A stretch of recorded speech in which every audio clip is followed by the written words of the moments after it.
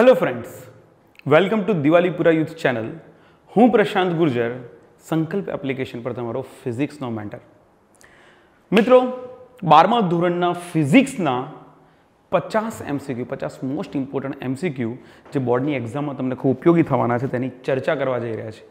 તો આજના લેક્ચરની અંદર આપણે 50 એમસીક્યુને સોલ્વ કરીશું, પરંતુ ખાસ તમારા બેનિફિટ માટે एमसीक्यू सॉल्व करते जो एनी पहला तमारे जाते सॉल्व करीने ट्राय एवं करवानो छे के मारी पहला तमे आंसर लई आओ तो तमारो कॉन्फिडन्स वधशे। क्वेश्चन नहीं समझमां आवतो नहीं फावतो तेनो सोल्यूशन तो संपूर्ण हूँ आपीश ज, परंतु जे टॉपिक तमारा पावरफुल न हो ए टॉपिक पर तमारे ध्यान आपवानुं छे एटलो तो तमने ख्याल आवी ज जशे। तो चलो शुरुआत करिए।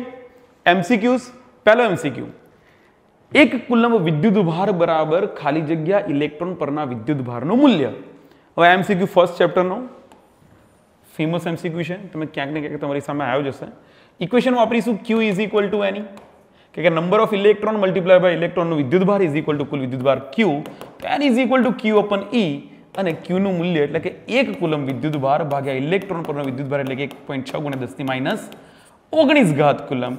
હવે 1 ભાગ્યા 1.6 કરશો એટલે તમને જવાબ મળશે 0.625 ગુણ્યા 10 ની 19 ઘાત અને n इज इक्वल टू 6.25 गुण્યા 10 ની 18 ઘાત ઇલેક્ટ્રોન। આવો જવાબ આવશે, તમે ઓપ્શન ટીક કરી શકો છો। નેક્સ્ટ ક્વેશ્ચન 2, કુલંબના નિયમમાં F equal to k q1 q2 into r raise to n સૂત્ર વડે અપાતો હોય તો n નું મૂલ્ય કેટલું? તો ઉતાવળ નહીં કરીને પ્રોપર એકવાર જોઈ લેવું કે k q1 q2 અપન r square આ છે આપણો કુલંબનો નિયમ। જો r સ્ક્વેર ને અંશમાં લઈ જવો હોય તો k q1 q2 into r raise to -2 વડે દર્શાવી શકાય। r ની ઘાત કેટલી મળે છે આપણને? -2, તો -2 જવાબ આવશે, n બરાબર -2। D is the right answer. Next question, સમાન વિદ્યુત ક્ષેત્રમાં આપેલ બિંદુએ 6.4 ગુણ્યા 10 ની -3 ઘાત કુલમ વિદ્યુત ભાર Q is equal to 6.4 into 10 raise to -3 coulomb પર લાગતું બળ જો F ઇક્વલ ટુ 0.128 ન્યૂટન હોય તો આ બિંદુએ વિદ્યુત ક્ષેત્ર કેટલું હોય? વિદ્યુત ક્ષેત્ર પૂછ્યું છે મિત્રો। વિદ્યુત ક્ષેત્ર E is equal to total force upon total charge F upon Q।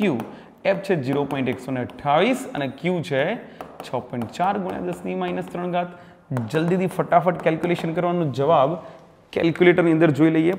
0.128 divided by 6.4 and your answer is 0.02 into 10 raised to -3 એટલે કે જો 0.02 ને 2 into 2 પોઈન્ટ જમણી બાજુ જાય તો 10 ની -5 ઘાત ન્યૂટન પર coulomb, that is your answer. તો જો ઓપ્શનમાં 2 ગુણ્યા કંઈક લોચા મારે છે, ઓબ્વિયસલી લોચા છે, છેદમાં 10 ની -3 ઘાત છે, અંશમાં જશે 10 ની +3 ઘાત થશે અને 10 ની +3 ઘાત થાય એટલે તમારો જવાબ 0.02 ગુણ્યા 10 ની 3 ઘાત E is equal two 1 2 3 3 point જમણી બાજુ જવાનું છે 20 ન્યૂટન પર કુલમ। ઓકે, સો લકી ઓપ્શનમાં જોઈ અને આપણને મિસ્ટેક તૈયારીમાં ખ્યાલ આવી જાય તો આપણે એને સુધારી શકીએ છીએ। વિદ્યુત ડાયપોલની અક્ષની દિશામાં ડાયપોલ મોમેન્ટ અને વિદ્યુત ક્ષેત્ર વચ્ચેનો ખૂણો કેટલો હોય?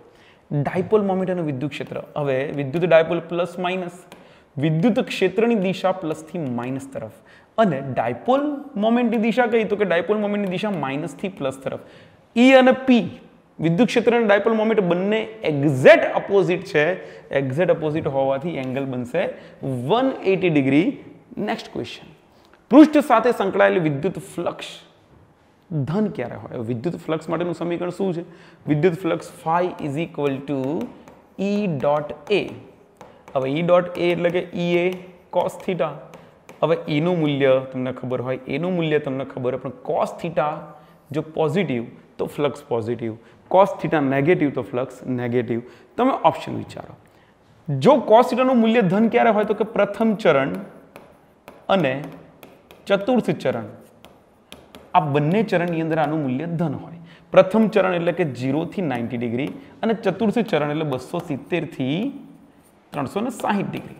ઓકે, આ બંને કેસમાં મૂલ્ય ધન હોય તો જો theta less than 90 degree should be the answer. Theta is equal to 90 degree હશે તો ફ્લક્સ 0 થઈ જશે। Theta greater than or equal to 90 હશે તો ઓબ્વિયસલી ઇક્વલ ટુ 90 પર 0 પણ ગ્રેટર દેન 90 પર એ નેગેટિવ થઈ જશે। તો પોઝિટિવ ધન ફ્લક્સ માટે થીટા હંમેશા 0 થી 90 એટલે કે પ્રથમ ચરણમાં હોવો જરૂરી છે। That's it.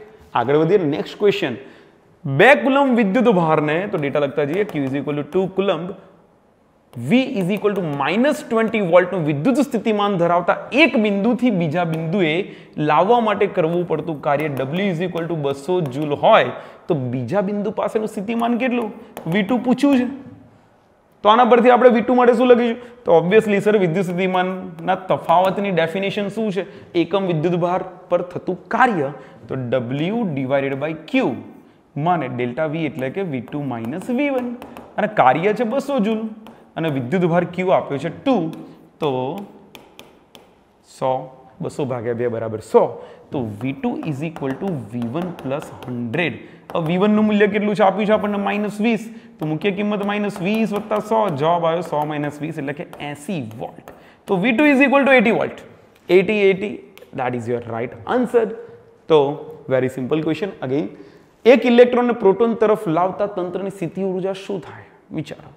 પ્રોટોનને ઇલેક્ટ્રોન તરફ લઈ જઈએ છીએ. પહેલા સૂત્રથી વિચારીએ કે સૂત્ર સ્થિતિ ઉર્જાનું સૂત્ર કહે છે U is equal to K Q1 Q2 અપન R. હવે પહેલી નજરે જોઈએ કે સર ઇલેક્ટ્રોનને પ્રોટોનની તરફ લઈ જઈએ, નજીક લઈ જઈએ તો R નું મૂલ્ય ઘટે છે. R નું મૂલ્ય ઘટે છે કે તો U નું મૂલ્ય વધે છે. તો પહેલો ઓપ્શન લાગે સર વધશે જવાબ આવશે, બટ રોંગ. વધશે જવાબ ખોટો છે. કેમ સર? અરે કારણ કે Q1 Q2 નું મૂલ્ય મૂકો તો Q1 છે E અને Q2 પણ છે E, પરંતુ એક પ્રોટોન એક ઇલેક્ટ્રોન માટેનું મૂલ્ય નેગેટિવ. હવે R નું મૂલ્ય ઘટે છે નજીક લઈ જવાથી તો ઓલ ઓવર U નું મૂલ્ય વધે છે, પણ U નું મૂલ્ય નેગેટિવમાં વધે છે. નેગેટિવમાં મૂલ્યનો વધારો એટલે હકીકતમાં વેલ્યુ ઘટે છે તેવું કહેવાય. તો અહીંયા જવાબ આવશે ઘટશે. આમે બીજી બાબત વિચારો. ઇલેક્ટ્રોન પ્રોટોન તરફ જાય, આકર્ષણ થાય અને સ્થિતિ ઉર્જા માટે યાદ રાખવા જેવી બાબત એ છે કે જ્યાં જ્યાં આકર્ષણ થાય ને, જ્યાં જ્યાં આકર્ષણ થાય ત્યાં સ્થિતિ ઉર્જા ઘટે. સ્થિતિ ઉર્જા ઘટે અને વધારામાં સ્થિતિ ઉર્જાનું મૂલ્ય ઋણ મળે. પણ જો અપાકર્ષણ થાય, ક્યાંક તમને આવો સવાલ જોવા મળશે જ મળશે કે ક્યાંક જો અપાકર્ષણ થાય તો સ્થિતિ ઉર્જા વધે અને ઓબ્વિયસલી મૂલ્ય કેવું રહેશે તમારું? ધન. પછી બે ચુંબકની વાત હોય, ઇલેક્ટ્રોન પ્રોટોનની વાત હોય, પ્રોટોન પ્રોટોનની વાત હોય. તમને સિમ્પલ સવાલ, બે પ્રોટોન એકબીજા તરફ લાવવામાં આવે તો સ્થિતિ ઉર્જા વધે છે. ઓકે, N અને N ને એકબીજા તરફ લાવવામાં આવે તો સ્થિતિ ઉર્જા વધે છે. N અને S ને એકબીજા તરફ લાવવામાં આવે તો સ્થિતિ ઉર્જા ઘટે છે. આ રીતે તમે આનો જવાબ આપી શકો છો. નેક્સ્ટ ક્વેશ્ચન, નીચેમાંથી કયું સમીકરણ વિદ્યુત ભારિત કેપેસિટરની ઉર્જા દર્શાવતું નથી? કેપેસિટરની ઉર્જા શું છે? ઇક્વેશન 1/2 CV² 1/2 QV અને Q² 2C. જો આના સિવાયનું કયું જોવા મળે છે? Q² 2C. હા ભાઈ, આ ઇક્વેશન છે. 1/2 QV ઇક્વેશન છે. 1/2 QV², સોરી આ ઇક્વેશન નથી, 1/2 CV² ઇક્વેશન છે, પરંતુ આ જગ્યા પર જવાબ આવશે કારણ કે દર્શાવતું નથી એવું પૂછ્યું છે. ઓકે ફાઇન, આગળ વધીએ. નીચેની આકૃતિમાં A અને B બિંદુ વચ્ચે સમતુલ્ય અસરકારક કેપેસિટન્સ કેટલું? સર્કિટ સોલ્વ કરવાની છે. કેપેસિટરની આ ટાઈપની સર્કિટ જોઈને પહેલું જ નજરમાં આવવું જોઈએ સર A અને B, આ B સાથે કનેક્ટેડ પોઈન્ટ. તો આ પહેલો કેપેસિટર છે એ સીધો B સાથે કનેક્ટેડ છે. આ કેપેસિટર પણ સીધો B સાથે કનેક્ટેડ છે. તો આ બાયપાસ થશે, શોર્ટ થઈ જશે એવું કહેવાય બીજા શબ્દોમાં. તો આ કેપેસિટરને તમારે હટાવી દેવાનો છે કેલ્ક્યુલેશનમાંથી. તો ડાયરેક્ટ B આ જગ્યા પર છે. C અને C બે સમાંતરમાં હોવાથી ઇક્વિવેલન્ટ તમારું કેપેસિટન્સ થાય C + C, that is equal to 2C. Right answer is B, 2C. Next question. કોઈ એક વાહકમાંથી પસાર થતો વિદ્યુતભાર Q આપ્યો છે 5t² + 3t + 1, જ્યાં t સમય છે ને t = 5 સેકન્ડ પ્રવાહનું મૂલ્ય માંગે છે. તો Q વિદ્યુતભાર અને પ્રવાહ વચ્ચેનો સંબંધ I = dq/dt.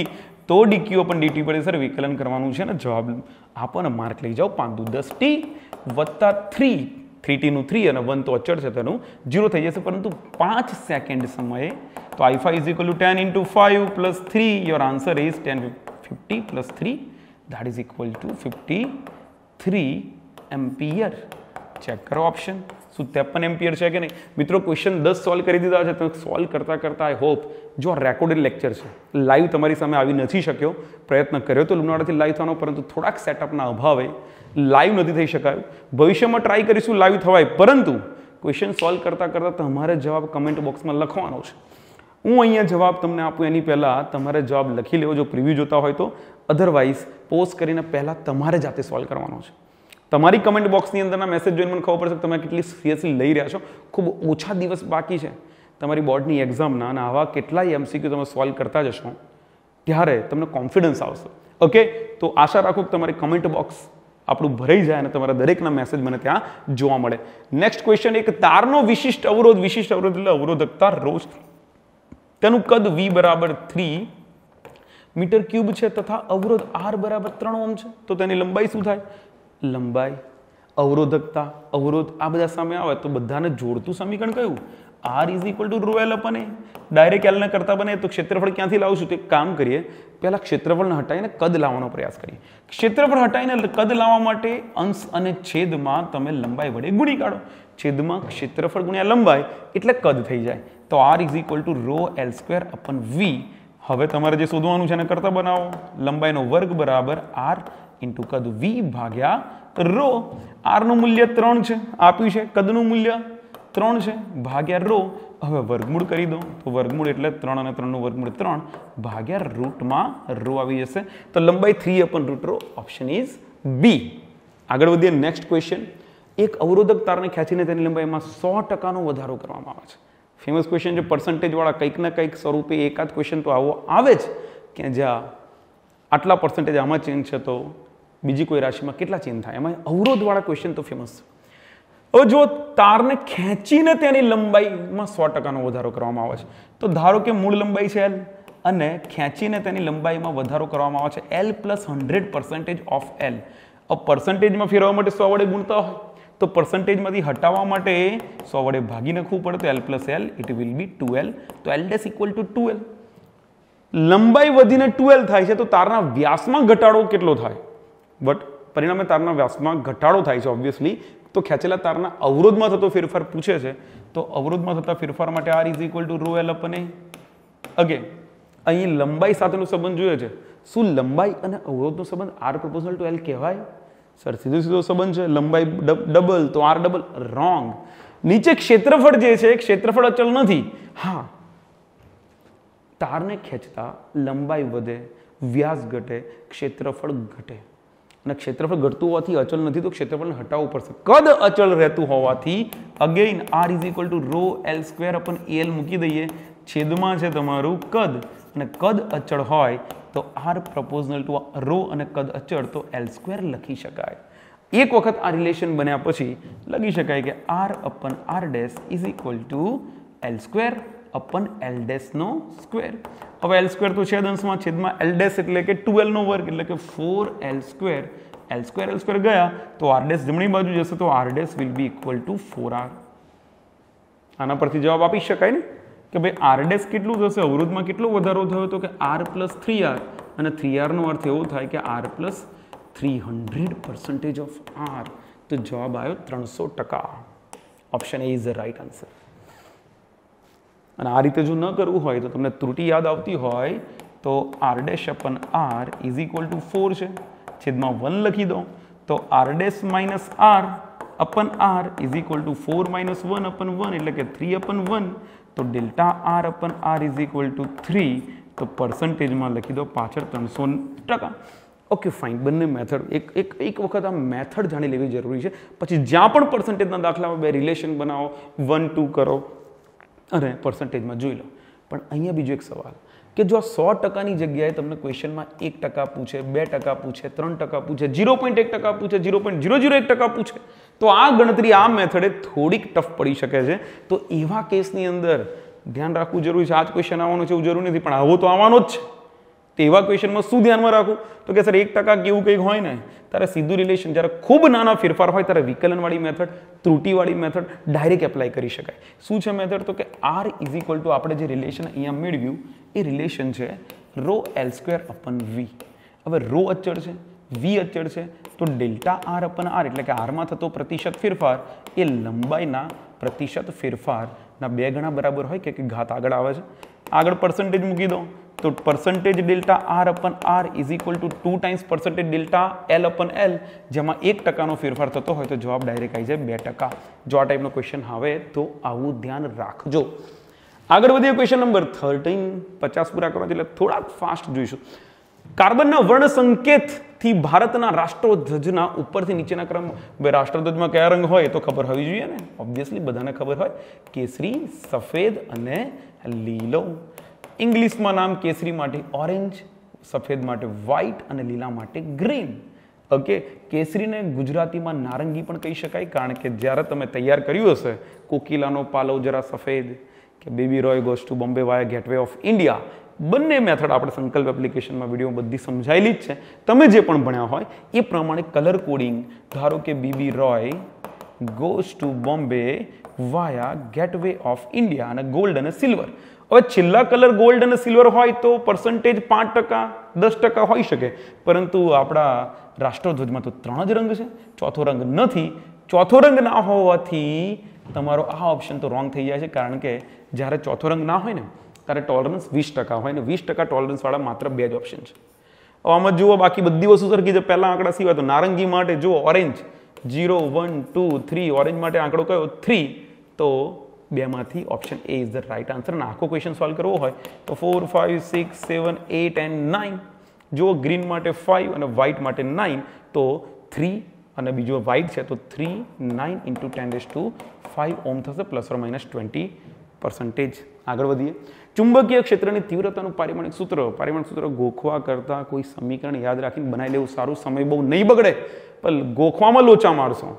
ઓકે, ધ્યાન આપો અહીંયા કે જો બળ, કોઈ તાર પર લાગતું બળ F is equal two BIL હોય તો ચુંબકીય ક્ષેત્ર B is equal two F/IL. પારિમાણિક સૂત્ર જુઓ, ચુંબકીય ક્ષેત્રનું શું થાય M1L1T-2.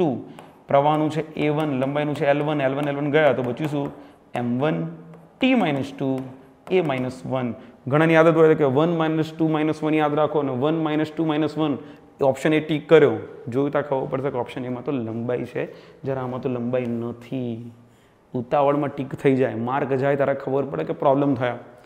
M1T-2 A-1, M1T-2 A-1, that is your right answer.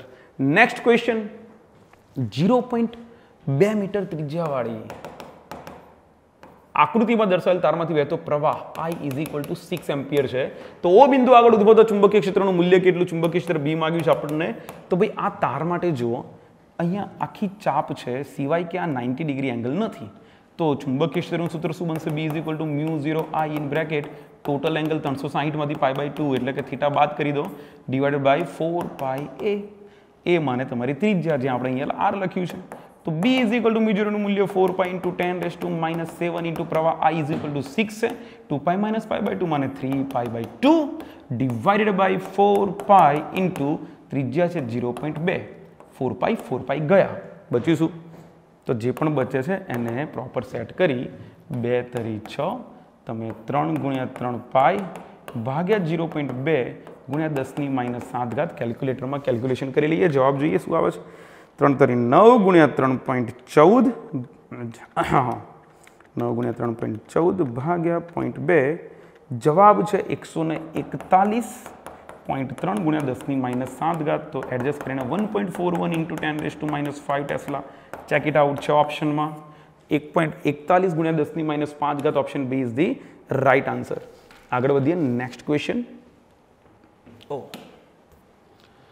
બે ચુંબકો આકૃતિમાં દર્શાવ્યા મુજબ ગોઠવાયેલા છે. આ સંયોજનની મેગ્નેટિક ડાયપોલ મોમેન્ટ કેટલી? આકૃતિમાં ચુંબકની જગ્યાએ મેગ્નેટિક મોમેન્ટ જ આપેલી છે. જુઓ, મેગ્નેટિક મોમેન્ટ એકબીજાને લંબ છે, તો પરિણામી √m² + m², that is equal to √2m², that will be √2 × m. B is the right answer. Next question. પૃથ્વીના જે સ્થળે ચુંબકીય 5મું ચેપ્ટર મેગ્નેટિઝમ તકલીફ પડતી હોય છે, મેગ્નેટિઝમ એન્ડ મેટરમાં, ધ્યાન આપો. પૃથ્વીના જે સ્થળે ચુંબકીય ક્ષેત્રના સમક્ષિતિજ અને શિરોલંબ ઘટકો, સમક્ષિતિજ ઘટક એટલે horizontal component of earth magnetic field divided by perpendicular શિરોલંબ ઘટક, આનો ગુણોત્તર √3 થાય છે. હવે સમક્ષિતિજ ઘટક માટે BE cos, જો ડીપ એંગલ ને ફાઈ કહી દો તો ફાઈ, આઈ કહી દો તો આઈ, ફાઈ કહી દઈએ આપણે. અને લંબ ઘટક માટે BE sin phi is equal to √3. BE cancel, sin upon cos માને 10, તો 1/10 phi is equal to √3. that gives you 10 phi is equal to 1/√3. ભાઈ 10 ની કિંમત 1/√3 ક્યારે હોય? ટેબલ યાદ હોવા જોઈએ ને. 30 ડિગ્રી. જો 30 ડિગ્રી છે ઓપ્શનમાં, 30 ડિગ્રી તો નથી, પરંતુ π/6 છે રેડિયનમાં. that is the right answer. Next question. Paramagnetic પદાર્થ માટે chi versus 1/T, T for temperature નો આલેખ શું છે? ભાઈ ક્યુરીના નિયમ મુજબ you know that chi proportional to 1/T. તો જો કાઈ વર્સિસ T નો આલેખ પૂછ્યો હોત ને, કાઈ વર્સિસ T નો, તો ભાઈ સર રિલેશન ઓફ વ્યસ્ત પ્રમાણમાં છે તો ઓપ્શન આવે, આ સાચો જવાબ થઈ જાય. પરંતુ અહીંયા ગ્રાફ કાઈ વર્સિસ 1/t નો છે. બધામાં જો x અક્ષ પર 1/t છે તો એ રિલેશન તો પ્રપોઝલનું થઈ જાય છે. કાઈ proportional to 1/t. D is the right answer. આ જગ્યા પર પણ ઉતાવળ નહીં, ધ્યાનથી જોવાનું. આ જ ક્વેશ્ચનને ચેન્જ કરીને ખાલી એટલું પૂછે કે y અક્ષ પર તમે કાઈ મૂકો છો અને x અક્ષ પર તમે t મૂકો છો તો રિલેશન તમારો આ સાચો જવાબ બની જાય. Okay fine. Next question. એક ધાતુનો વાહક સળિયો તેની લંબાઈ ઉત્તર દક્ષિણ દિશામાં રહે તેમ મુક્ત પતન કરતો હોય તો તેના બે છેડા વચ્ચે પ્રેરિત EMF કેટલો? ઉત્તર દક્ષિણ દિશામાં સળિયો મુક્ત પતન કરવામાં આવે છે. હવે વિચારો, ઉત્તર દક્ષિણ દિશામાં નોર્થ એન્ડ સાઉથ પૃથ્વીનું ચુંબકીય ક્ષેત્રની દિશામાં જે સળિયો છે, આ સળિયાનું ક્ષેત્ર બહાર તરફ અને ચુંબકીય ક્ષેત્ર આ દિશામાં, બંને એકબીજાને લંબ, થીટા બરાબર 90, ફ્લક્સ ફાઈ બરાબર BA cos 90, cos 90 is equal two 0, તો ફ્લક્સ 0 થઈ ગયો. અરે ભાઈ, જ્યારે પૃષ્ઠ એ રીતે મૂકેલું હોય કે લંબ થતું હોય ત્યારે તમને કોઈ પણ જાતનું અહીંયા ફ્લક્સ નથી મળતું તો EMF તો 0 થઈ જાય. આગળ લેન્ઝનો નિયમ. અરે લેન્ઝનો નિયમ એટલે જે ઉત્પન્ન કરાવે છે, ઉત્પન્ન કરનાર કારણનો જ વિરોધ કરે છે. શું પણ વિદ્યુત પ્રેરિત વિદ્યુત EMF જે છે તેના માટે લેન્ઝનો નિયમ એ ઉર્જા સંરક્ષણના નિયમનું જ કથન છે જે આપણને પ્રેરિત EMFની દિશા આપે છે. Next question. વાહકમાં એડી પ્રવાહો ઉત્પન્ન થાય ત્યારે વાહકમાં ઇલેક્ટ્રોન ગતિ કરતા નથી. રોંગ ભાઈ, ગતિ તો કરે જ કરે. મહત્તમ અવરોધ, કદી મહત્તમ અવરોધવાળો માર્ગ ઇલેક્ટ્રોન પસંદ ના કરે. કોઈ માર્ગે ગતિ ના કરે ભાઈ, ગતિ તો કરે. ન્યૂનતમ અવરોધ, ઇલેક્ટ્રોન હંમેશા ન્યૂનતમ અવરોધવાળા માર્ગ પર જ ગતિ કરે. પછી એડી પ્રવાહ હોય કે કોઈ પણ પ્રવાહ, ઇલેક્ટ્રોનને ગતિ કરવી છે ને, પ્રવાહ લઘુત્તમ ક્યાં છે, ઇલેક્ટ્રોન જાતે શોધી લેશે. Okay fine. Next question. આકૃતિમાં દર્શાવેલ સ્થિતિમાં સળિયાને અચળ વેગ v બરાબર 2 મીટર પર સેકન્ડથી ગતિ કરવા કેટલું બળ લગાવવું પડશે? બળ પૂછે છે, આંકડા આપ્યા છે. r બરાબર 3 ઓહ્મ, લંબાઈ આપી છે l બરાબર 50 સેન્ટીમીટર એટલે કે 0.5 મીટર અને ચુંબકીય ક્ષેત્ર આપ્યું છે 0.15 ટેસ્લા. ચુંબકીય ક્ષેત્ર અંદર તરફની દિશામાં છે અને સળિયો આ બાજુ ગતિ કરે છે તો બળ F is equal two equation શું મળે? સર સળિયા પર લાગતું બળ F બરાબર BIL. જો B આપ્યું છે, L આપ્યું છે, એ પણ આપ્યું છે, પણ પ્રવાહ જે છે પ્રવાહ નથી આપ્યો. સર પ્રવાહ નથી આપ્યો તો વાંધો નહીં, પ્રવાહ બરાબર E/R કરી દઈએ. પરંતુ E આપ્યો છે ના, E પણ નથી આપ્યો, પરંતુ E બરાબર BVL ગતિકીય EMF યાદ કરો તો E બરાબર BVL મૂકી દો. E બરાબર BVL મૂકો તો B સ્ક્વેર થાય, V અને L સ્ક્વેર થાય ભાગ્યા R. કિંમતો મૂકો, જવાબ લાવો. B ની વેલ્યુ V છે 2 અને L છે 0.5 નો વર્ગ ભાગ્યા અવરોધ R છે 3. ફટાફટ કેલ્ક્યુલેટર કાઢીને કેલ્ક્યુલેશન કરો. 0.15 ગુણ્યા 0.15 ગુણ્યા 2 ગુણ્યા 0.5 ગુણ્યા 0.5 ભાગ્યા 3. જવાબ આવે છે 0.00375 ન્યૂટન. પણ આને 1 2 3 સ્ટેપ આગળ લઈ જઈએ તો ઘાતમાં 10⁻³ ઘાત મૂકી દેવાય. જો ઓપ્શન હશે 3.75, ઓહો બધા 3.75 વાળા ઓપ્શન છે પણ ઘાત છે 10⁻³ ઘાત. સો એ ઇઝ યોર રાઈટ આન્સર. આગળ વધીએ નેક્સ્ટ ક્વેશ્ચન માટે. યાંત્રિક અને વિદ્યુત રાશિઓની સમતુલ્યતાને ધ્યાનમાં લઈને બળ અચળાંકને સમતુલ્ય વિદ્યુત રાશિ કઈ? ઓકે, આ ક્વેશ્ચન માટે વિચારો કે ભાઈ યાંત્રિક રાશિ અને વિદ્યુત રાશિમાં શું? ભાઈ યાંત્રિક રાશિ છે તમારી એલસી દોલન, ચેપ્ટર નંબર 7 માં ભણ્યા હતા. એ એલસી દોલનની અંદર તમને જે ડિફરન્શિયલ ઇક્વેશન મળ્યું હતું એવું જ ડિફરન્શિયલ ઇક્વેશન 11મા ધોરણમાં દોલન ચેપ્ટરમાં ભણ્યા હતા.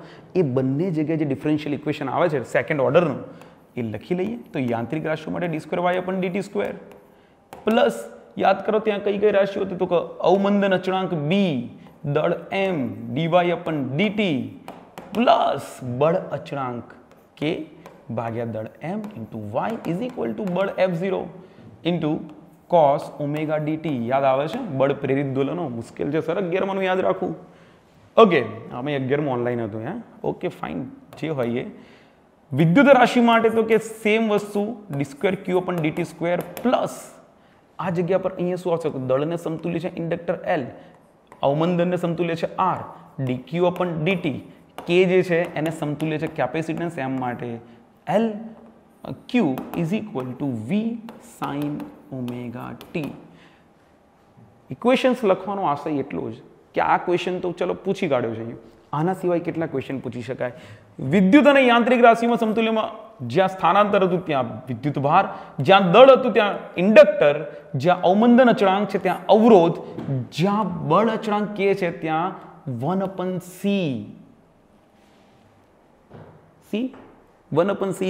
k F0 ની જગ્યાએ V એટલે કે બળની જગ્યાએ વોલ્ટેજ તમારી સામે અહીંયા આવે છે. તો આ બધી જ વસ્તુઓને તમે ધ્યાનમાં રાખી શકો છો. આ જગ્યા પર બળ અચળાંક માટે તો k ની જગ્યાએ 1/c કેપેસિટન્સનું વ્યસ્ત જવાબ આવશે. ઓકે, આગળ વધીએ. Next question. V = 100√2 sin 100t. જો આવા ક્વેશ્ચનની અંદર પહેલા જોવાનું કે કયા ડેટા આપ્યા છે. વોલ્ટેજ આપ્યો છે 100√2 અને ઓમેગા t, ઓમેગાની કિંમત આપી છે 100 રેડિયન પર સેકન્ડ અને કેપેસિટન્સ C આપ્યું છે 1 માઇક્રોફેરેડે. તો એમીટરનું અવલોકન કેટલા મિલિયમ? એમીટરનું અવલોકન શું હોય? એમીટર જુએ હંમેશા IRMS. તો IRMS શોધવા માટે પહેલા પ્રવાહ શોધી કાઢીએ કે ભાઈ પ્રવાહ કેટલો આપશે. તો પ્રવાહ I બરાબર V/mod Z, કારણ કે ભાઈ કેપેસિટર છે અહીંયા. mod Z કેટલું હોય? તો માત્ર કેપેસિટર હોય તો mod Z = 1/ωc.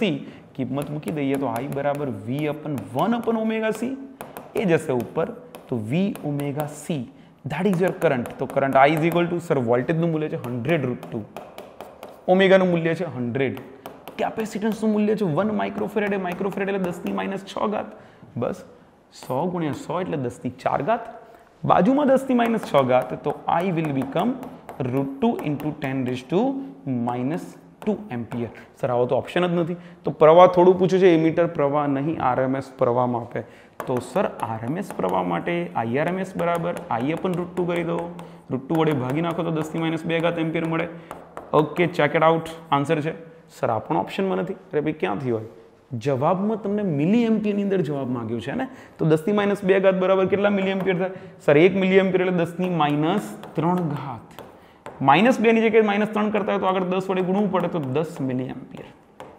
That is your right answer, option A. Question number 25. LCR શ્રેણી AC પરિપથમાં અનુનાદ થાય ત્યારે પ્રવાહ લઘુત્તમ હોય, સોરી સર પ્રવાહ તો મહત્તમ હોય. કળા તફાવતની વાત કરે છે. ભાઈ અનુનાદ થાય, ફ્રીક્વન્સી મેચિંગ થાય, ωL બરાબર 1/ωc થાય ત્યારે ωL અને 1/ωc તો કેન્સલ આઉટ થઈ ગયા. બચ્યું માત્ર અવરોધ. પરિપથમાં માત્ર અવરોધ એક્ટિવ હોય ત્યારે કોઈ જ કળા તફાવત ના હોય, પ્રવાહ અને વોલ્ટેજ સમાન કળામાં હોય. Next question. LC પરિપથમાં દોલનોમાં ખાલી જગ્યા દોલનો કરે છે. ભાઈ દોલનો કોણ કરે છે? ઇન્ડક્ટર કેપેસિટરની વચ્ચે વિદ્યુત ભાર દોલનો કરે છે. હમણાં તો વિદ્યુત ભારના દોલનો માટેનું સમીકરણ જોયું તો જવાબ આવશે વિદ્યુત ભાર. ભાઈ એના દોલનોના કારણે તરંગો મળે છે, પરંતુ દોલનો તો કોના થાય છે? વિદ્યુત ભાર. ઓકે, બીજો ક્વેશ્ચન થિયરેટિકલ યાદ રાખવા જેવો ક્વેશ્ચન, મતલબ કે ચેપ્ટર 8નો આ જે પોર્શન છે એ પોર્શનમાં તમારે ડેટા યાદ રાખવા પડશે અમુક. માઇક્રોવેવ ઓવન પાણીના અણુ ધરાવતી ખોરાકની વાનગીને જે સ્થિતિમાં સૌથી વધારે કાર્યક્ષમતાથી ગરમ કરે છે તે સ્થિતિમાં માઇક્રોવેવ. આ તો સમજવા જેવી બાબત છે કે માઇક્રોવેવની અંદર ખોરાક ગરમ થાય છે એનું કારણ શું હોય? યાદ કરો થિયરી કે સર ખોરાકમાં જે પાણીના અણુઓ હોય એ પાણીના અણુઓ માઇક્રોવેવના જે પણ તરંગો આવતા હોય છે તરંગો સાથે અનુનાદની સ્થિતિમાં હોય છે. અનુનાદ થવાથી એ પાણીના અણુઓનું રોટેશન કરાવે છે, એક રીતે તેનું તાપમાન વધારે છે અને તેના કારણે તમારો ખોરાક ગરમ થાય છે. જો ઉષ્મા તરંગો છે તેથી હંમેશા કરે, સોરી ઉષ્મા તરંગો ઇન્ફ્રારેડનું આમાં કોઈ કામ નથી. અધોરક્ત તરંગો જે ગરમી, સોરી એવું કોઈ તરંગો છે નહીં. આવૃત્તિ પાણીના અણુઓની આવતી સાથે અનુનાદ થવાથી વધારે ગરમી ઉત્પન્ન કરે છે. That is the right answer. આવૃત્તિ સાથે કોઈ સંબંધ નથી. That is the wrong option. Next question. નીચેનામાંથી કયા જૂથમાં વિદ્યુત ચુંબકીય તરંગોની આવૃત્તિ વધતા ક્રમમાં છે? વધતો ક્રમ પૂછે, ઘટતો ક્રમ પૂછે, ઓપ્શન બદલાઈ શકે છે, કંઈ પણ આવે. તમને વિદ્યુત ચુંબકીય તરંગોની ફેમિલી, ઇલેક્ટ્રોમેગ્નેટિક વેવની ફેમિલી ખબર હોવી જોઈએ.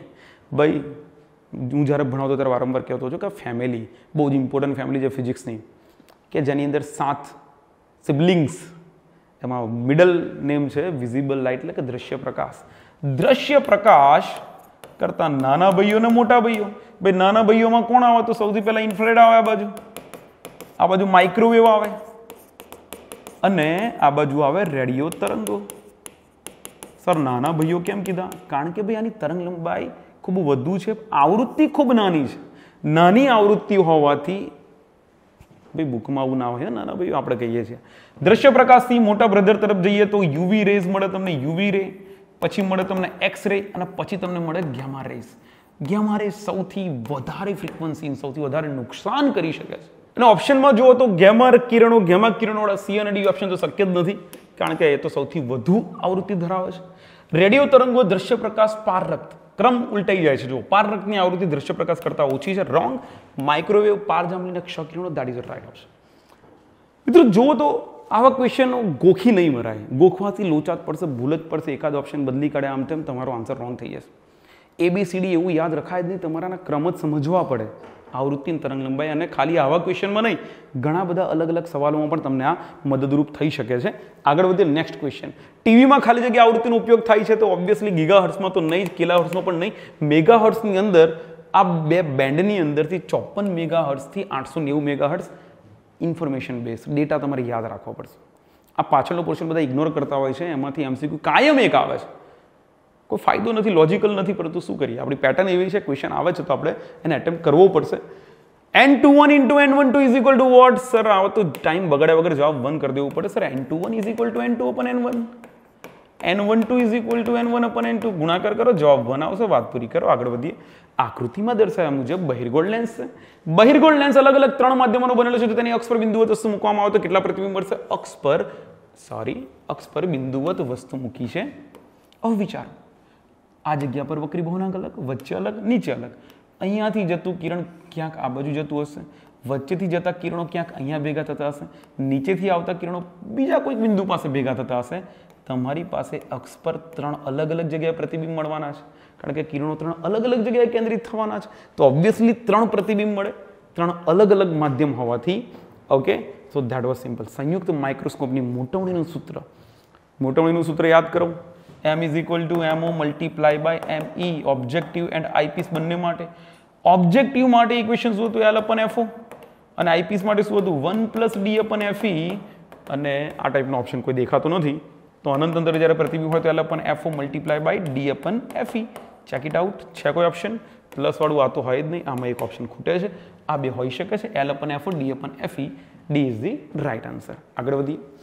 એક જાદુગર તેના પ્રોગ્રામમાં એક પ્રવાહીમાં રાખેલા કાચના લેન્સ જેનો વક્રી બહુનાંક આપણને અદ્રશ્ય કરે છે. તો પ્રવાહીનો વક્રી બહુનાંક કેટલો? આપણને ખબર જાદુવાદુ હોય નહીં ભાઈ, આપણે ફિઝિક્સના માણસો, જાદુવાદુ ના હોય, કોઈ ટ્રીક જ હોય. અને એ ટ્રીક શું હોય? કરે ભાઈ, કાચના લેન્સની અંદર જ્યારે પ્રવાહીને અદ્રશ્ય કરે છે તો એ પ્રવાહી કાચના લેન્સના વક્રી બહુનાંક જેટલો જ હોવો જોઈએ. That would be the right answer. આગળ વધીએ. માધ્યમનો ક્રાંતિકોણ છે C બરાબર 60 ડિગ્રી. આથી આ માધ્યમનો વક્રી બહુનાંક એટલે ભાઈ ક્રાંતિકોણનું સમીકરણ મૂકો, વાત પૂરી કરો. sin C is equal to 1 upon n. Okay, તો sin C એટલે sin 60 is equal to 1 upon n. sin 60 માને √3/2 is equal to 1 upon n and becomes 2 upon √3, and that is the right answer. 2 upon √3. C option દેખાય છે આપણને. આગળ વધીએ. Next question 35. એક rocket V બરાબર 6 × 10⁷ મીટર પર સેકન્ડની ઝડપથી પૃથ્વીથી દૂર જાય છે અને તેની અંદર વાદળી પ્રકાશ છે. તો પૃથ્વી પર રહેલા અવલોકનકાર તે પ્રકાશની તરંગલંબાઈ કેટલી અનુભવશે? વાદળી પ્રકાશની તરંગલંબાઈ આપી છે 4600 એંગસ્ટ્રોમ. અનુભવશે કેટલી? ભાઈ કયા ટોપિકનો ક્વેશ્ચન છે? ચેપ્ટર નંબર 10, ડોપલર અસર. ડોપલર અસરનું સમીકરણ 11મા વાળમાં હતું એ નહીં, 12મા વાળું સમીકરણ. Delta lambda upon lambda is equal to -v કેન્દ્રગામી ભાગ્યા c. અરે ભાઈ 11મા અને 12માના સમીકરણમાં કોઈ ફરક નથી, બંને એકબીજા પરથી જ આવેલા છે, પરંતુ અહીંયા આપણે પ્રકાશ માટે કામ છે એટલે મોડિફાઈડ કરેલું ઇક્વેશન છે. v કેન્દ્રગામી શું છે? તો કે ઉદ્ગમનો અવલોકનકારની સાપેક્ષે ઉદ્ગમ અને અવલોકનકારને જોડતી રેખાની દિશાનો વેગનો ઘટક. હા પણ સર અહીંયા આ ડેટા આપ્યા છે 6 × 10⁷. તો મૂકો કિંમત delta lambda upon lambda is equal to -v. v ની કિંમત 6 × 10⁷. સર આ c શું છે? અરે ભાઈ પ્રકાશની ઝડપ શૂન્યાવકાશમાં 3 × 6 delta lambda upon lambda is equal to -10⁸ ઉપર જશે 0.2. તો delta lambda is equal to -0.2 lambda. Okay, so that is lambda minus lambda dash is equal to -0.2 lambda. You would say lambda dash is equal to lambda plus 0.2 lambda અને તમારો જવાબ થશે lambda dash is equal to 1.2 lambda. હવે કિંમત મૂકો 1.2 into lambda ની value કેટલી છે? 4600 એંગસ્ટ્રોમ. ગુણાકાર કરો, ગુણાકારથી તમને જવાબ શું મળશે? 4600 એંગસ્ટ્રોમ ગુણ્યા 1.2. ઓબ્વિયસલી કંઈ ઓપ્શન એ જુઓ, 4600 તો શક્ય જ નથી. ઓપ્શન બી શક્ય છે. સી સર નાની વેલ્યુ છે. ડી અરે એ પણ નાની વેલ્યુ છે. અરે સર આ ક્વેશ્ચન તો ગણવાની જરૂર જ નથી, વેલ્યુ મૂકવાની. સર આટલું બધું કામ શું કરવા કરું? તું જો ઓપ્શન એકવાર ધ્યાનથી જોઈ લીધા હોત ને સમજ્યા હોત ડોપલર અસર શું છે તો ઓપ્શન જોઈને તૈયારી ટીક કરી શકતા હતા. કઈ રીતે કે સર ઝડપ આપી છે, વાદળી પ્રકાશ છે અને પૃથ્વી દૂર જાય છે. ભાઈ અવલોકન કાળથી ઉદ્ગમ જો દૂર જાય તો આવૃત્તિ ઘટે, તરંગ લંબાઈ વધે. આવૃત્તિ ઘટે, તરંગ લંબાઈ વધે તો 46 થી વધીને તરંગ લંબાઈ 52, 55, 20 અહીં એક જ ઓપ્શન છે. તો આ ક્વેશ્ચન તો ઘણ્યા વગર પણ આપણે જવાબ લખી શકતા હતા ને. સમય બચી શકે છે. થોડુંક માઇન્ડ વાપર્યું હોય તો આ રીતનું કામ અહીંયા થઈ શકે છે. બે તરંગોની તીવ્રતાનો ગુણોત્તર, તીવ્રતા છે I1/I2 = 1/9. જો આ તરંગનું વ્યતિકરણ થાય તો મહત્તમ અને લઘુત્તમ તીવ્રતાનો ગુણોત્તર જણાવો. વ્યતિકરણમાં મહત્તમ તીવ્રતા Imax/Iminimum નો ગુણોત્તર માંગે છે. તો શું મળશે? તો સર I પરથી પહેલા તો A1/A2² = 1/9. That gives us A1/A2 = 1/3. But what is Imax/Imin? તો એ છે A1 + A2² divided by A1 - A2². કારણ કે તીવ્રતા એ કંપવિસ્તારના વર્ગના સમપ્રમાણમાં હોય છે. તો સર આ જગ્યા પર A1 + A2 છેદમાં A1 - A2 લાવવાનો પ્રયાસ કરી જોઈએ. તો A1 + A2 તો જમણી બાજુ 1 + 3 અને 1 - 3 તો 4 ડિવાઇડેડ બાય -2. પરંતુ એ સરવાળાનો વર્ગ કરવાનો હોવાથી 4 × 16 અને છેદમાં -2 નો વર્ગ 4 થશે. તો જવાબ આવ્યો 4/1 એટલે 4/1. That is your right answer. આગળ વધીએ. લાલ રંગ વડે મળતી વિવર્તન ભાતને બદલે જાંબલી રંગ વડે વિવર્તન ભાત મેળવવામાં આવે તો વિવર્તન ભાત અદ્રશ્ય થાય. ભાઈ એવું કેમનું થાય? Bogus option. વિવર્તન ભાત છૂટી છૂટી દેખાશે, વિવર્તન ભાત અચળ રહેશે, ભાત સાંકડી બનશે. 3 ઓપ્શન છે. બે લેમ્બડા પર બહુ મોટો આધાર રાખે છે. વિવર્તન ભાત, વ્યતિકરણ ભાત બંને લેમ્બડા પર ખૂબ મોટો આધાર રાખે છે. તો અચળ રહેવું તો અહીંયા અલગ છે. છૂટી છૂટી થઈ શકે છે કાં તો સાંકડી થઈ શકે. વિવર્તન ભાત માટેનું ઇક્વેશન શું છે? sin θ = λ/d. હવે ડી તો અહીંયા બદલતા નથી, માત્ર તરંગ લંબાઈ બદલે છે. કારણ કે લાલ રંગની તરંગ લંબાઈ λ for r is greater than λ for r is greater than λ for violet એટલે કે જાંબલી. તો તમે તરંગ લંબાઈ ઘટાડી છે.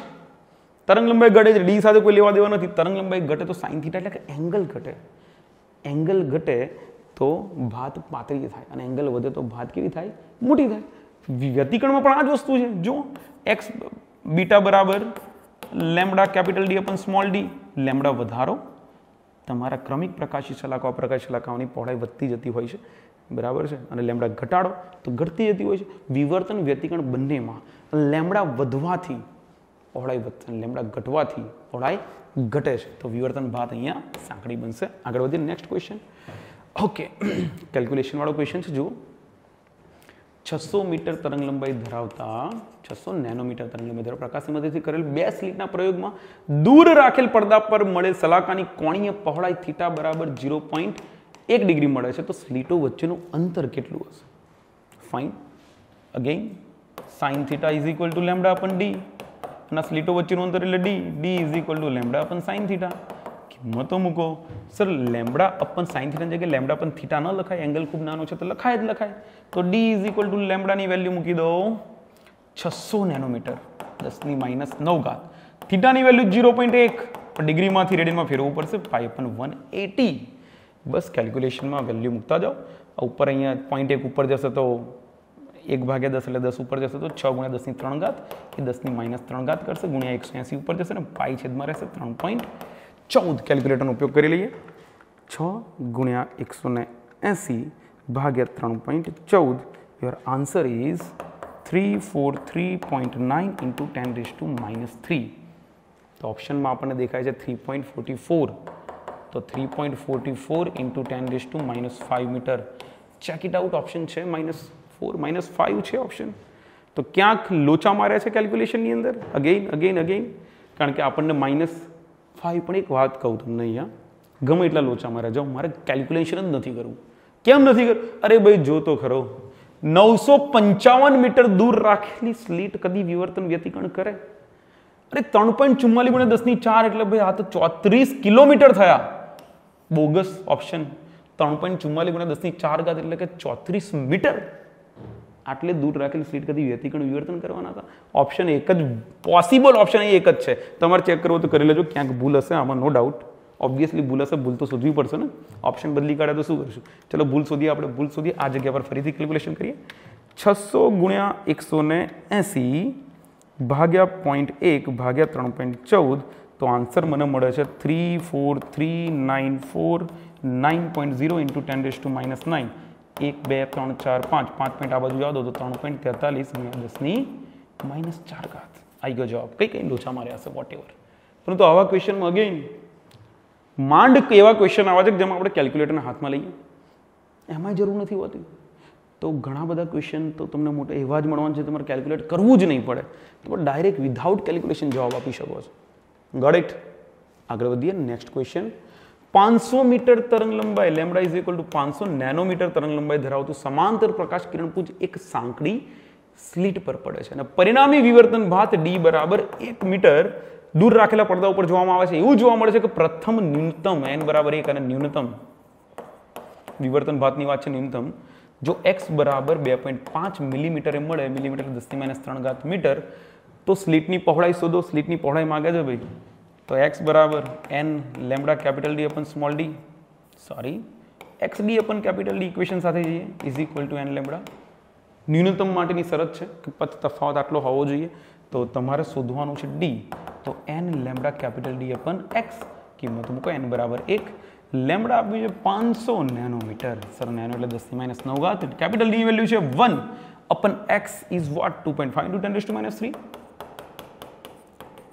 તો 10⁻³ ઉપર જશે +3 થશે, +3 ના 2 એટલે 5 એટલે 10⁻⁴ ઘાત તો બાજુમાં બચશે જ, તો 5 ભાગ્યા 2.5 એટલે 2 ગુણ્યા 10⁻⁴ ઘાત મીટર જેવો જવાબ આવશે. કેલ્ક્યુલેટરની આમાં જરૂર પડી શકે એવી હતી, પરંતુ આપણે ઉપયોગ નથી કર્યો. અને 20 મિલીમીટર એવું લખી શકાય, સોરી 20 મિલીમીટર નહીં, 1 પોઈન્ટ આ બાજુ લઈ લો તો 0.2 ગુણ્યા 10⁻⁵ ઘાત. તમારો જવાબ અહીંયા જસ્ટ અ સેકન્ડ કેલ્ક્યુલેટરનો ઉપયોગ કરી લેવો ઘણી વાર સારું રહેશે. Obviously you are right. 500 ભાગ્યા 2.5 કરી દો ગુણ્યા 10⁻⁶ ઘાત. ઉપયોગ કરી જ લઈએ એકવાર. 500 ભાગ્યા 2.5 તો 200 ગુણ્યા 10⁻⁶ ઘાત એટલે 2 ગુણ્યા 10⁻⁴ ઘાત. હા ભાઈ બરાબર જ હતું, કોઈ લોચા નતા મારે આપણે.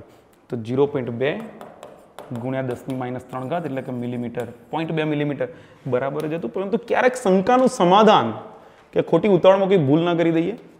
નીટ જેવી એક્ઝામ હોય તો ચલો ઠીક છે, ઓપ્શન જ નથી, કેલ્ક્યુલેટર નથી તો ના જ વાપરવાનું, પણ છે તો ઉપયોગ કરી લેવો. એક પદાર્થનું work function phi is equal two 4.0 electron volt છે. પદાર્થમાંથી ફોટોનનું ઉત્સર્જન થઈ શકે તે માટે પ્રકાશની મહત્તમ તરંગ લંબાઈ લેમ્બડા મેક્સિમમ માંગે છે ભાઈ.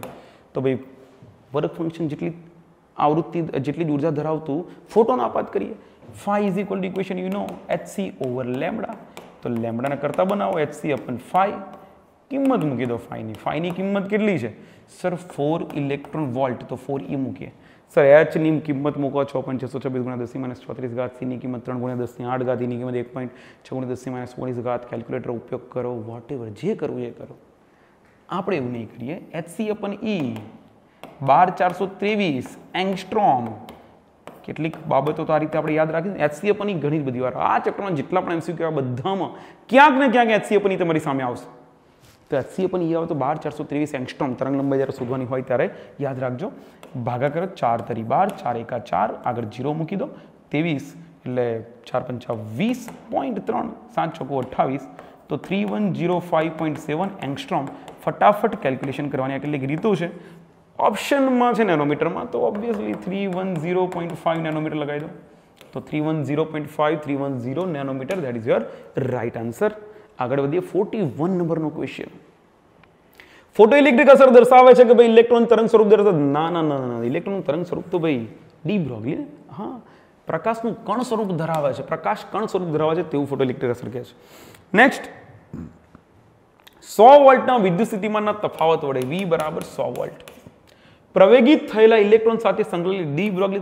Sir lambda is equal two h અપન mv, v ની કિંમત મૂકી દો 100 વોલ્ટ. અરે લોચા મારશો ભાઈ, h અપન mv માં v એ વેગ છે અને ત્યાં વોલ્ટેજ આપ્યો છે, બધા v સરખા ના હોય.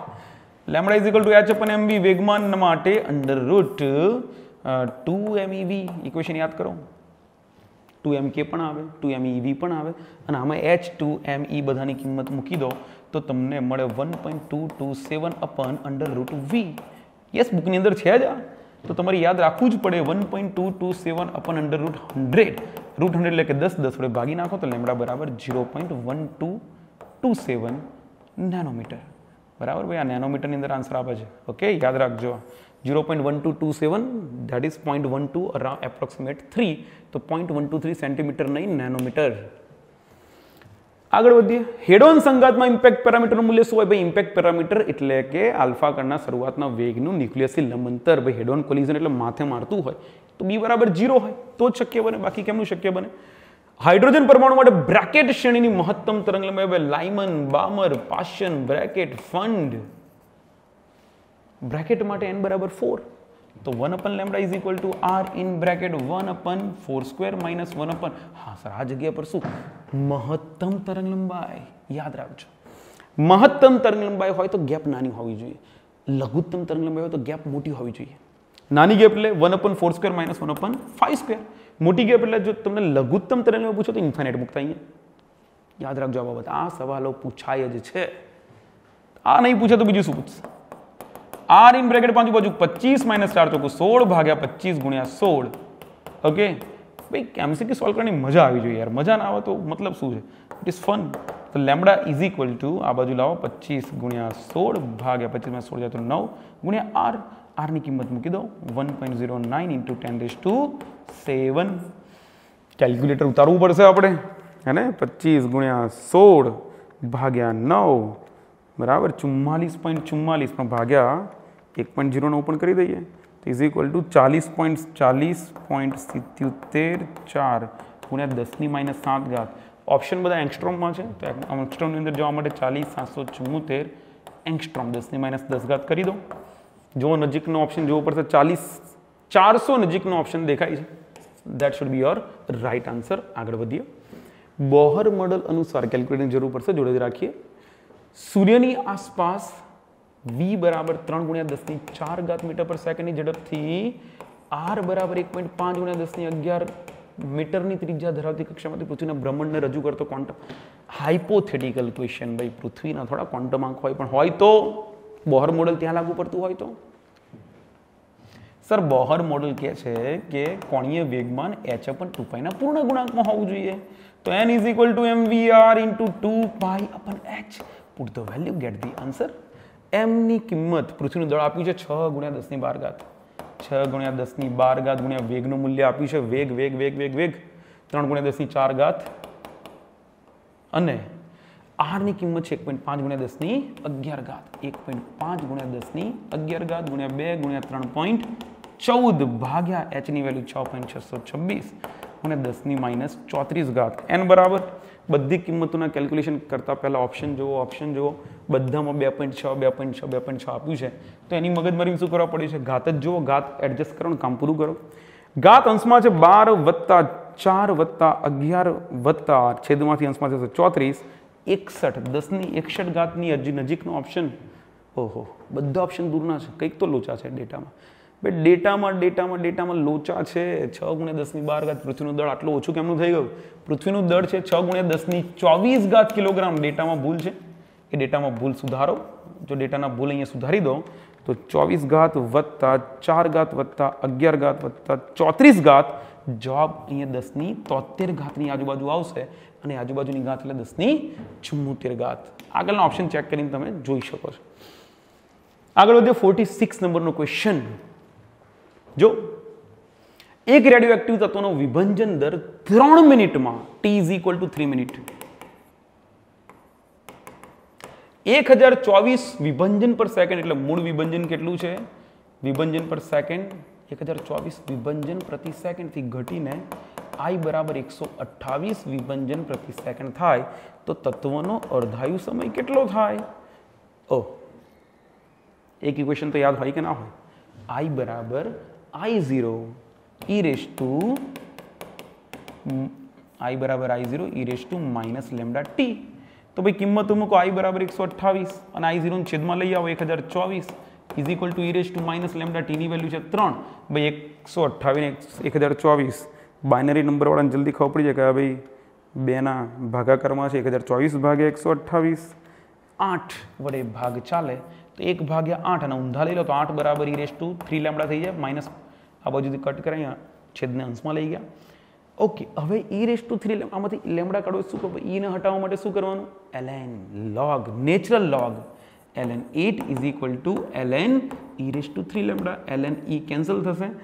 ln 8 કેમ લાવશું સર? મને 2 યાદ હોય, બરાબર, વધુ 5 યાદ રાખો, 3 પણ 8 કેમનું હોય? તો ભાઈ ટેન્શન નહીં લેવાનું, લોગના રૂલ છે. 2 ની 3 ઇઝ ઇક્વલ ટુ આ બાજુ બચ્યા 3 લેમ્બડા, 3 આગળ આવી જાય. ln 2 0.693. હવે આ તો યાદ હોય ને તમને, એટલી તો આશા રાખી શકાય કે ના રાખી શકાય? 3 સર કેમ? અરે ભાઈ કેમિસ્ટ્રીમાં સાબિત કરો, થિયરી ફિઝિક્સમાં સાબિત કરો છો. ln 2 ને પહેલાં લોગમાં ફેરવવાનું 10 ના બેઝમાં, પછી કિંમત મૂકવાને 0.30 10 2.303 વડે મલ્ટીપ્લાય કરો તો log 10 માં જાય. કર્યું હશે ને આવું બધું? નહીં તો નેચરલ log 2 બરાબર 0.693. તો સર લેમ્બડા મળ્યું ના, તો લેમ્બડા બરાબર 0.693, પણ આપણે શોધવાનું છે ટાઉ 1/2. તો યાદ કરો relation tau 1/2 is equal to 0.693 divide by lambda, that is 0.693 upon 0.693. ગયા, જવાબ આવ્યો 1 મિનિટ. ઓકે, ધ્યાનમાં રાખવા ક્વેશ્ચન. પ્રક્રિયા પૂર્ણ કરો. ઓપ્શન પહેલા જોવાના સર 36 બધામાં કોમન છે અને 36 એટલે ક્રિપ્ટોન પણ આપ્યો છે. પરમાણુ ભાર મારે જોવાનો છે, તો જો ડાબી બાજુ પરમાણુ ભાર છે 235 વત્તા 1, જમણી બાજુ પરમાણુ ભાર છે 144.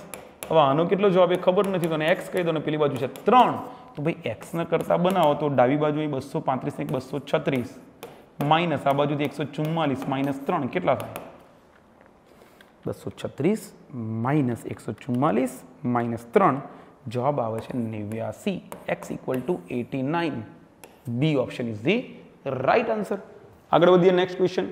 r equal to r0 a⁻1/3. હવે ન્યુક્લિયસ r0 અચળાંક છે, એ ન્યુક્લિયસનો દળાંક છે, તો ન્યુક્લિયસની દ્રવ્યની ઘનતા કેટલી? ભાઈ ઘનતા માટેનું બેઝિક ઇક્વેશન તો ખબર છે ને, ઘનતા ρ ઇઝ ઇક્વલ ટુ દળ ભાગ્યા કદ. હવે દળ એટલે જો ભાઈ પરમાણુ દળાંક a હોય ને અને દરેકનું દળ ધારો કે સ્મોલ m જેટલું છે, ન્યુક્લિયોન દરેકનું દળ, તો સ્મોલ m ઇન્ટુ a લખી શકાય, ભાગ્યા કદ કેટલું થાય? 4/3 પાઈ r3.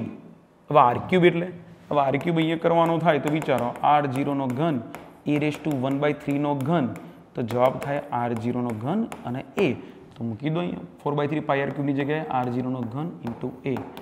એ કેન્સલ. આ તમારો જવાબ. ઓપ્શન ચેક કરો. છેદનો છેદ 3 ઉપર જશે તો 3m upon 4 pi r0³. Option B is the right answer. 49. We are very much close to finish. અર્ધવાહકો કયા તાપમાને સંપૂર્ણ અવાહક કરે? સર 0 કેલ્વિન તાપમાને સંપૂર્ણ અવાહકો. વાત પૂરી કરો, આગળ વધીએ. કઈ આકૃતિ જંક્શનનું ફોરવર્ડ બાયસ દર્શાવે?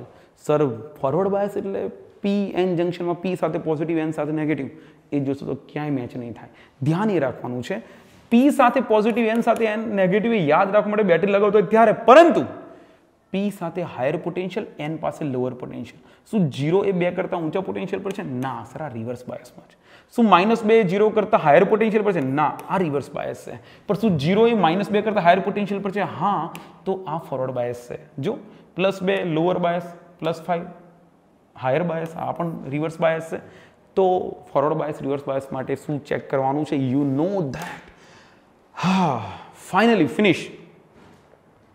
જો ઉતાવળ કરી છે ક્વેશ્ચન સોલ્વ કરવાની, કલાક પહેલાં પૂરા કરીને મૂક્યા છે.